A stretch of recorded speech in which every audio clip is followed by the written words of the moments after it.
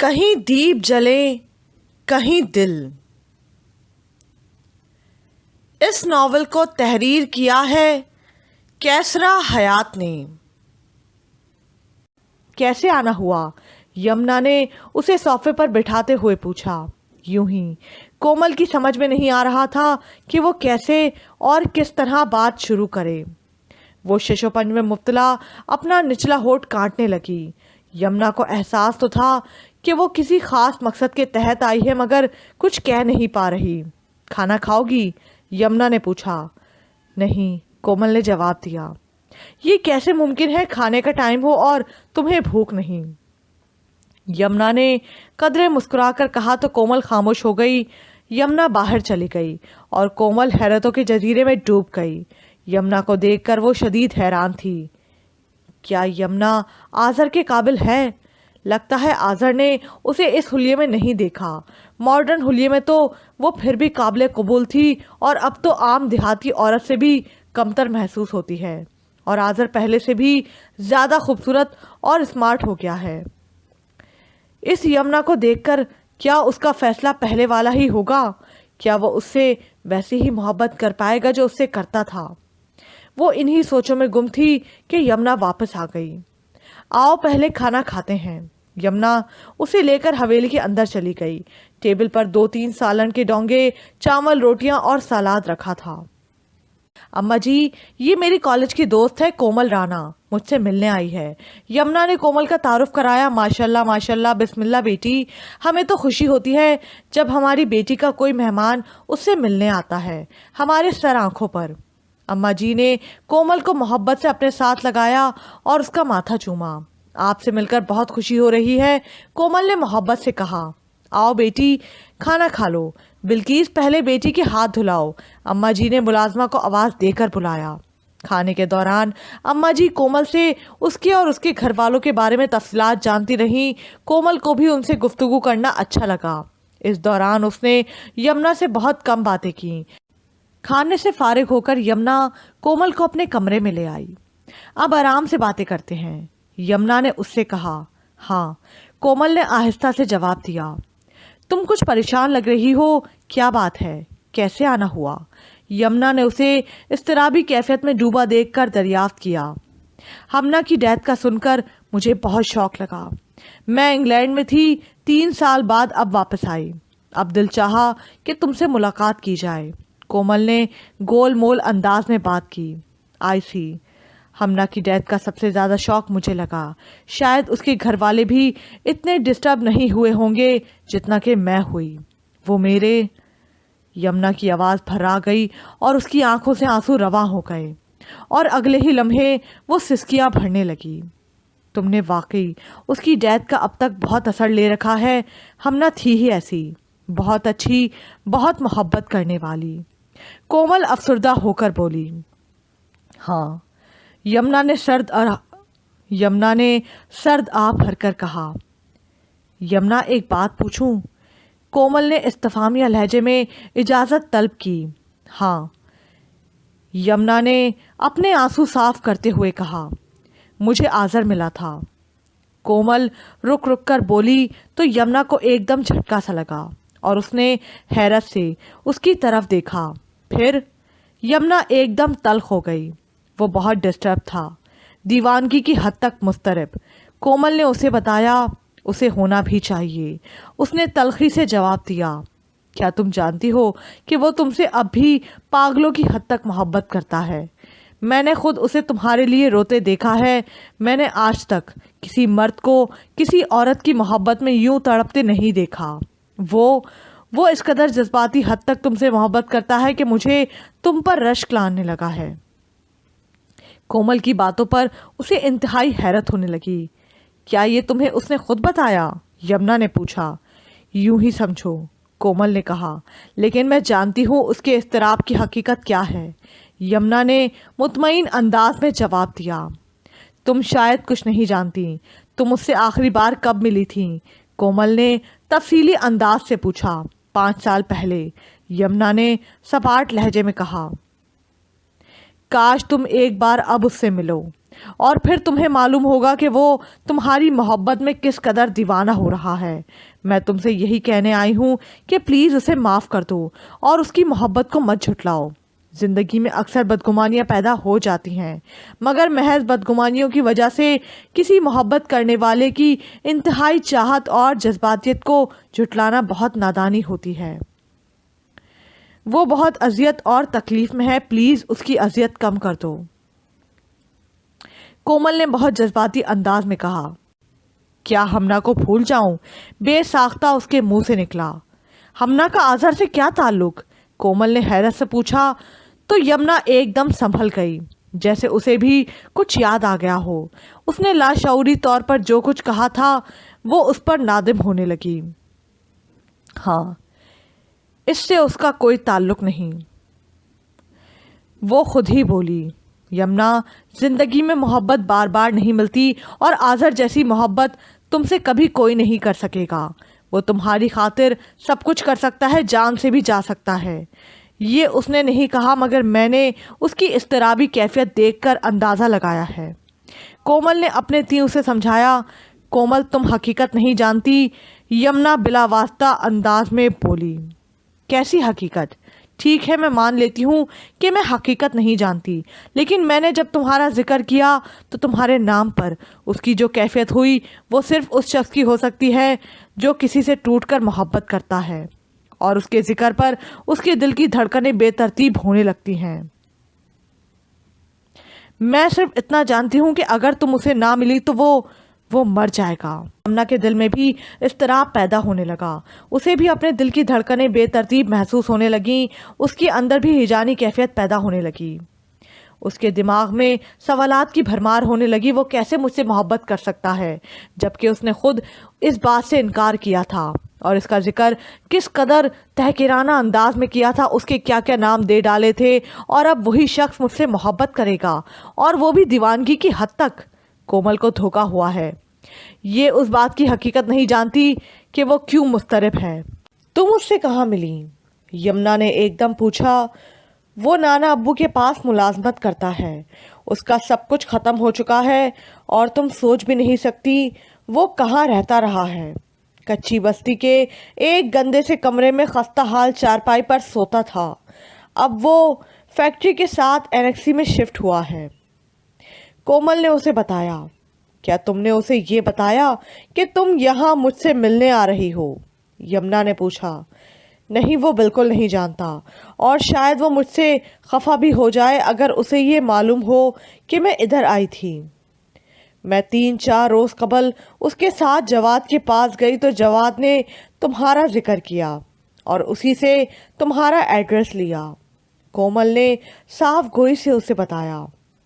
کومل، میرا اور اس کا ملاپ ناممکن ہے، اور جسے تم محبت سمجھ رہی ہو اس کی حقیقت کچھ اور ہے۔ یمنا نے اسے ٹالنے کے انداز میں سمجھایا۔ نہیں یمنا، وہ تم سے اور صرف تم سے محبت کرتا ہے۔ دیکھو، میں نہ تو بیوقوف ہوں اور نہ ہی امیچور کہ محبت اور اس کی حقیقت کو نہ سمجھ پاؤں۔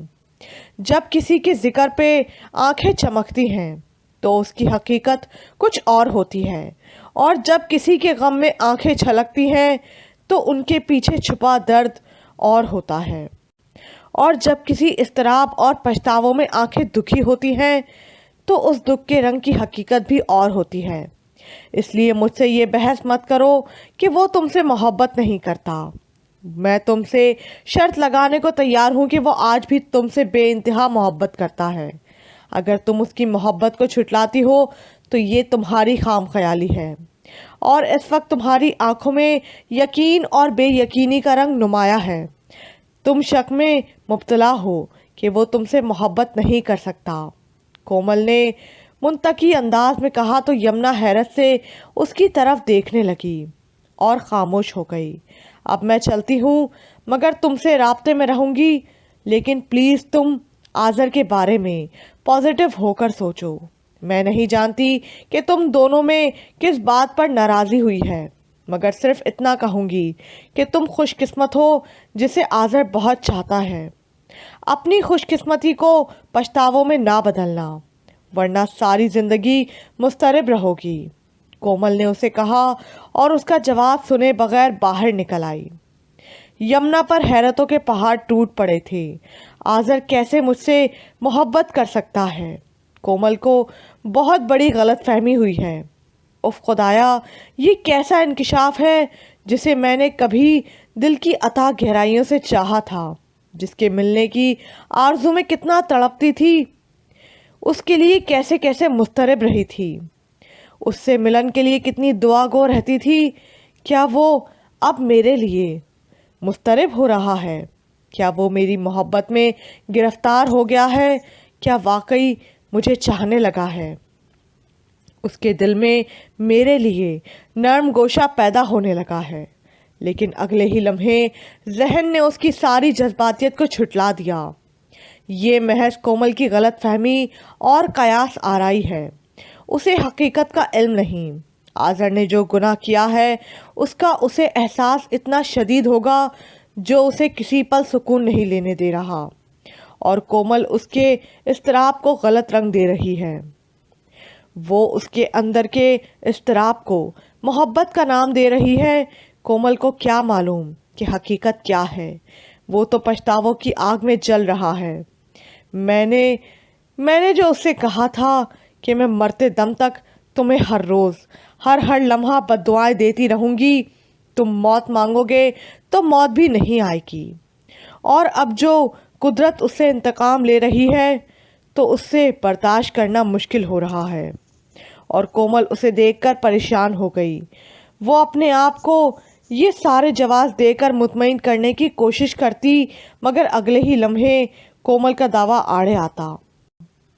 तुम मुझसे ये बहस मत करो कि वो तुमसे मोहब्बत नहीं करता। मैं उसके लिए शर्त लगाने को तैयार हूँ। कोमल ने ऐसा क्या देखा और महसूस किया कि वो बहुत पुरएतमाद होकर शर्त लगाने को तैयार हो गई थी। यकीनन आज़र ने उससे कुछ ना कुछ तो ऐसा कहा होगा कि वो इतनी पुरएतमाद होकर उसकी खातिर मुझे कन्विंस करने आ गई। जब तक कोई किसी को कुछ ना कहे वो कैसे खुद ही इतनी बड़ी बात सोच सकता है? ये मुझे क्या हो गया है? मैं किस तरफ जा रही हूँ? मैं जो उसे तबाह बर्बाद होते देखने की तमन्ना दिल में लिए बैठी हूँ और मुंतज़िर हूँ कि कब उसकी कर्बनाक मौत वाक़े हो और कब मेरे दिल को सुकून आए, कब हमना की रूह को करार आए। शमीला जब से मैके आई थी हर वक्त रेहाना के पास बैठकर रिदा को बद्दुआएं देती, कभी खाला को कोसती और कभी फ़हाम को याद कर करके बुरी तरह रोने चिल्लाने लगती। रेहाना कभी उसे समझाती तो कभी उसके साथ मिलकर बड़ी बहन के खिलाफ बोलने लगती। उसकी भावज दोनों के शिकवे शिकायत सुनकर बेजारी महसूस करती और सलमान से उसकी शिकायत करती। सलमान भी शमीला के इस रवैये से तंग आ गया था, मगर वो खामोश रहता। जब भी मौका मिलता तो माँ को समझाने की कोशिश करता कि शमीला का ससुराल में इद्दत गुजारना ठीक था। वो उसकी बातें सुनकर खामोश रहता, मगर शमीला जैसे ही कोई बात सुनती तो एकदम भड़क उठती और भाई की खूब बेइज्जती करती। वो उससे सख्त खाइफ रहने लगा था। भाई भावज उसका सामना करने से गुरेज करते। वो जैसे ही दिखाई देती दोनों मुंह बनाकर वहां से चले जाते और शमीला माँ को उनके खिलाफ खूब भड़काने लगती। आए दिन के झगड़ों से रेहाना खुद परेशान हो गई थी। तौकीर इंतहाई परेशान हालत में अपने कमरे में चक्कर लगा रहा था। मोबाइल उसके हाथ में था। वो रोहेल का नंबर मिलाता फिर कॉल ऑफ कर देता। उसे समझ में नहीं आ रहा था वो रोहेल से कैसे बात करे। रचना की बातों से उसे रोहेल के मिजाज का अंदाज़ा हो गया था और अब वो कॉल भी रचना के इसरार पर कर रहा था। मैं रोहेल से क्या बात करूं और कैसे?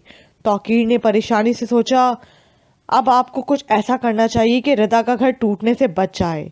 तौकीर के कानों में रचना के अल्फाज गूंजने लगे। उसने गहरी सांस ली और फिर नंबर मिलाने लगा। कौन? रोहेल ने पूछा। मैं तौकीर, ऑस्ट्रेलिया से।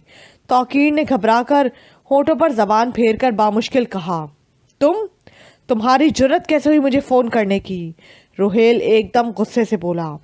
پلیز آپ میری بات سنیں، توقیر نے التجائیہ انداز میں کہا۔ شٹ اپ، میں تمہاری کوئی بات نہیں سننا چاہتا، روہیل نے غصے سے جواب دیا۔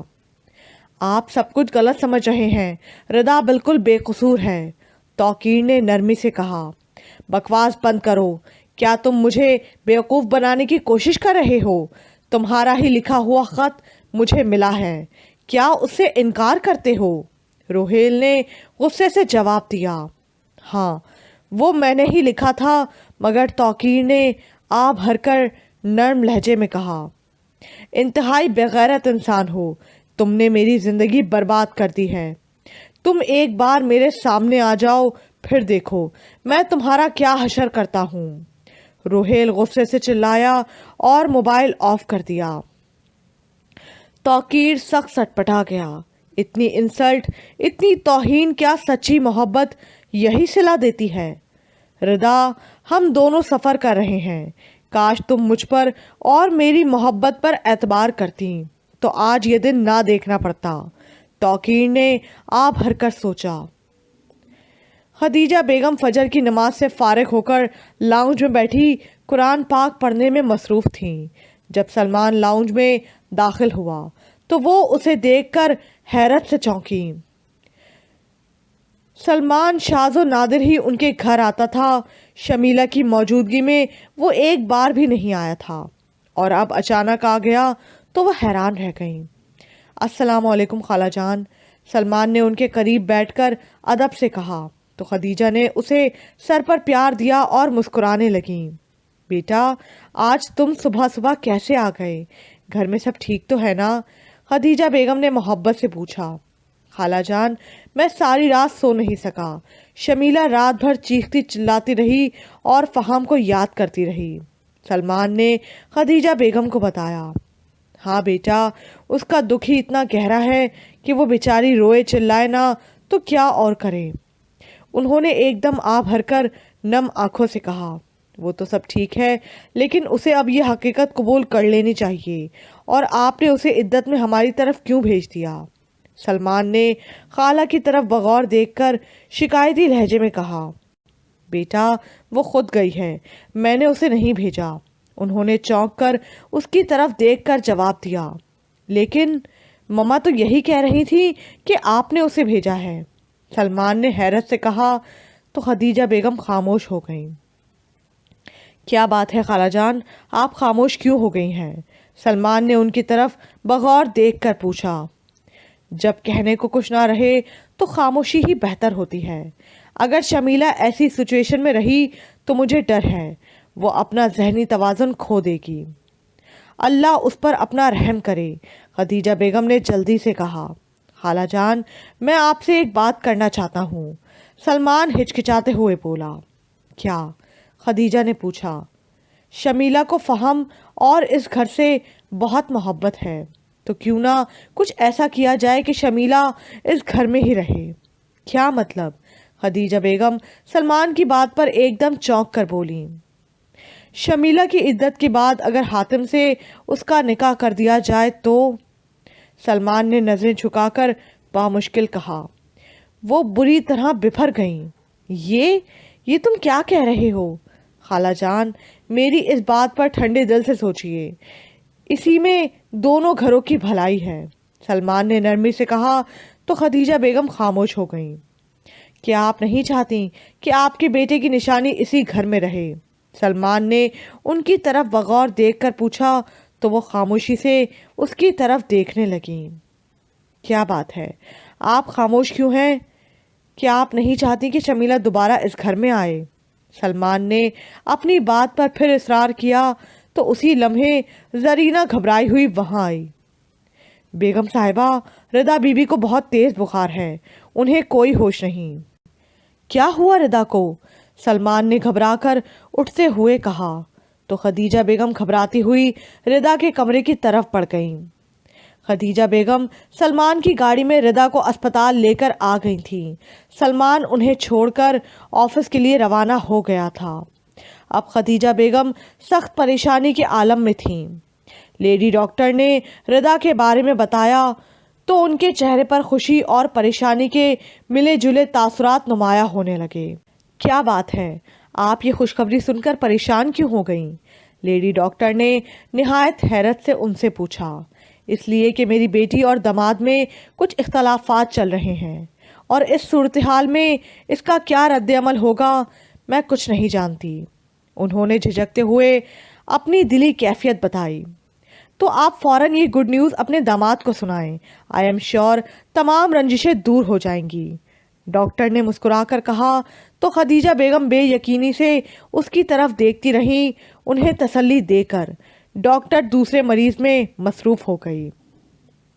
خدیجہ بیگم ردا کو لے کر لاؤنج میں داخل ہوئیں تو کمزوری کے باعث اس سے چلا نہیں جا رہا تھا۔ حاتم ڈائننگ ٹیبل پر بیٹھا ناشتہ کرنے میں مصروف تھا۔ اس نے انہیں دیکھا اور خفگی سے منہ پھیر لیا۔ خدیجہ اسے کمرے میں بیڈ پر لٹا کر واپس آئیں اور غصے سے حاتم کی طرف دیکھنے لگیں۔ تم لوگ اتنے پتھر دل ہو جاؤ گے، مجھے یقین نہیں آ رہا۔ یہ وہی بہن ہے نا جسے کانٹا چبھتا تھا تو تم لوگ تڑپ اٹھتے تھے۔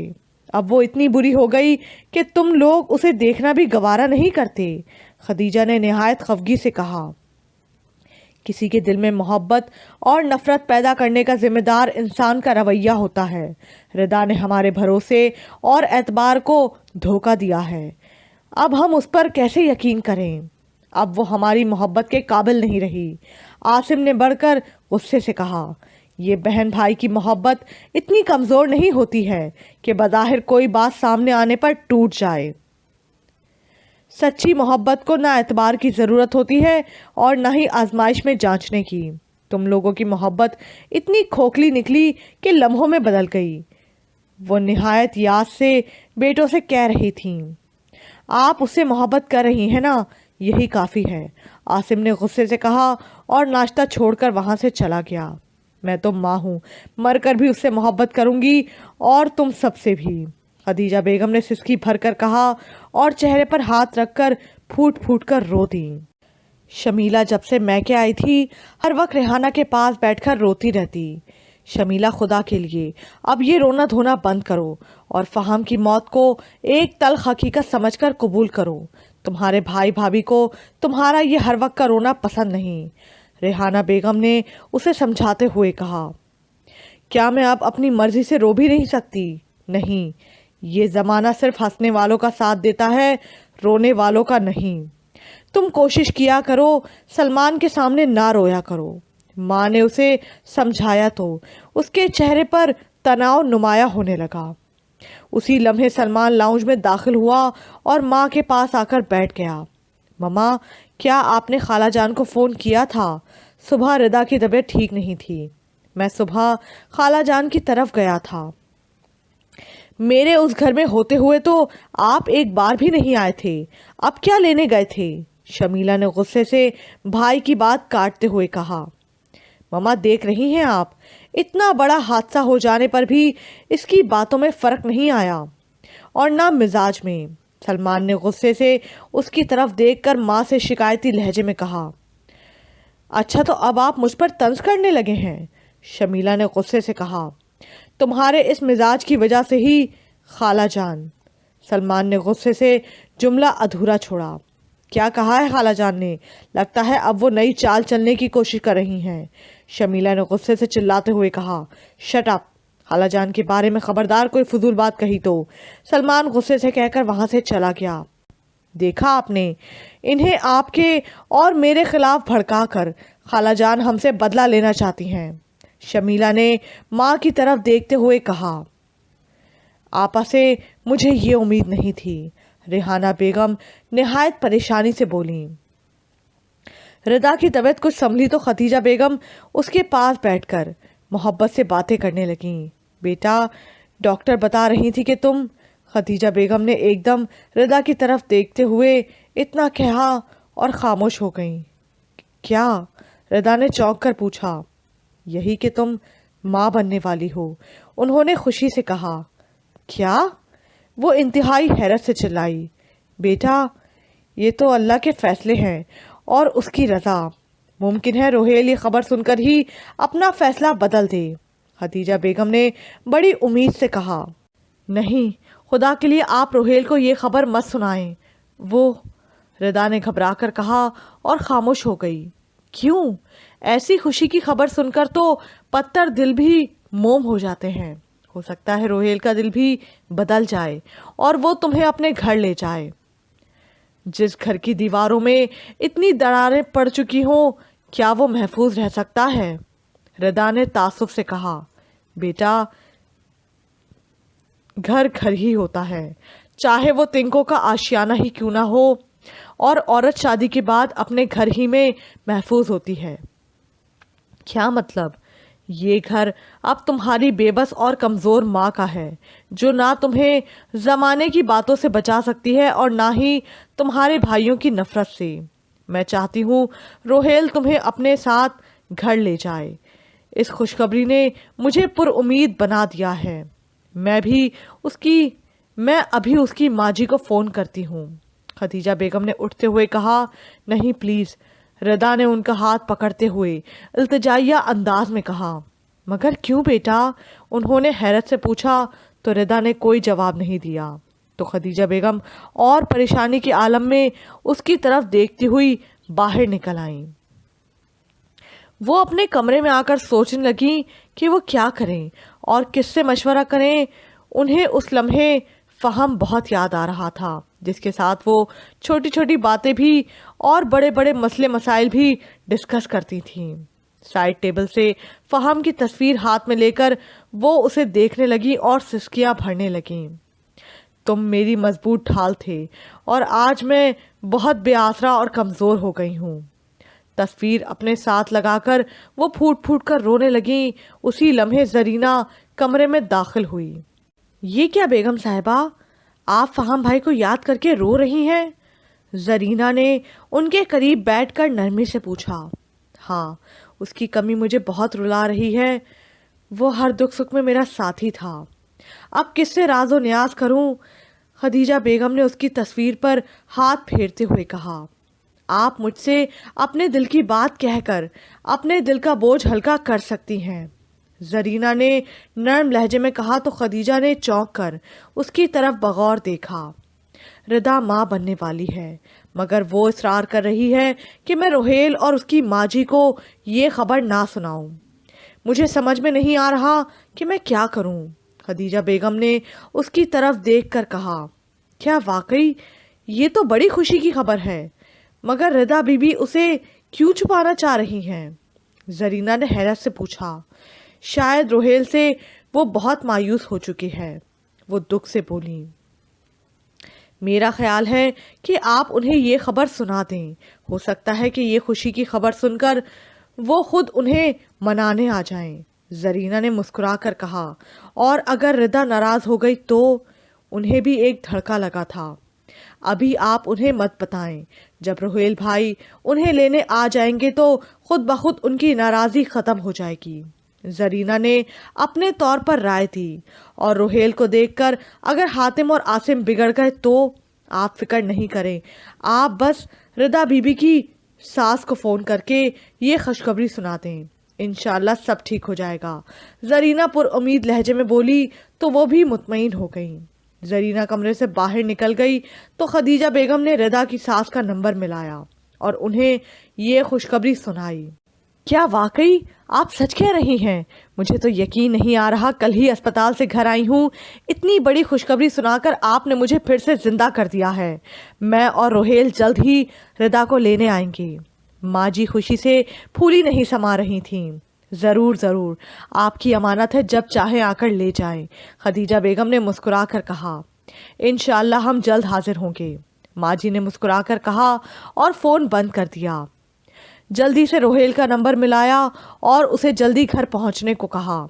बेटा, रिदा की मम्मा का फ़ोन आया था और उन्होंने ये खुशखबरी सुनाई है कि तुम बाप और मैं दादी बनने वाली हूँ। रोहेल घर लौटा तो माँ जी इंतहाई खुश होकर बेताबी से बताया। रोहेल घर लौटा तो माँ जी ने इंतहाई खुश होकर बेताबी से बताया। ये झूठ है, बकवास है। वो लोग मुझे ट्रैप करने की कोशिश कर रहे हैं।